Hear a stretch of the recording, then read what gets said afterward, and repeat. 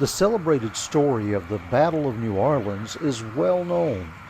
British troops marched across an open field only to be mowed down by American muskets, rifles, and cannon. The action saved New Orleans for the United States and paved Andrew Jackson's road to the White House. Those climactic hours, however, came at the end of more than 2 weeks of fighting.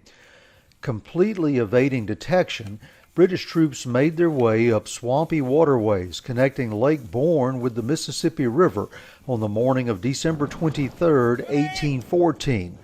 Learning of their presence, Andrew Jackson angrily announced that the British would not sleep on American soil. The Tennessee general assembled troops for an attack as sailors of the U.S. Navy moved the schooner USS Carolina down the Mississippi River. Night approached and fog rose across the scene, providing cover for Jackson's 2,287 men as they formed for a daring after-dark attack. Despite some skirmishing, the 2,610 British soldiers under Major General John Keane did not know they were coming. At 7:30 p.m., well after sunset, Carolina and 2 small gunboats opened fire. The attack took the British by surprise, throwing their camp into chaos. Soldiers responded with Congreve rockets and 2 small cannons, but the range was too great. When the cannon fire from the Carolina suddenly fell silent at 8 p.m., Jackson's soldiers stormed forward along this ground in modern Chalmette. Heavy fighting continued for 4 hours as the flashes of muskets and cannon illuminated the battlefield. Soldiers were blinded by thick smoke mixed with fog. The British were pushed back from their first line, but took up a position behind a secondary levee that provided them a makeshift fortification.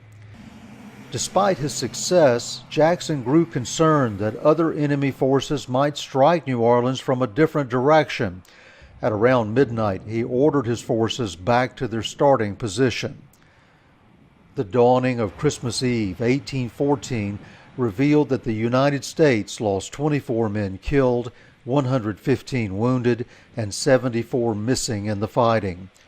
Great Britain lost 46 killed, 167 wounded, and 64 missing. Most of the missing were now prisoners of war. British reinforcements poured in throughout the day, and Jackson pulled his army back 1.5 miles to the Rodriguez Canal.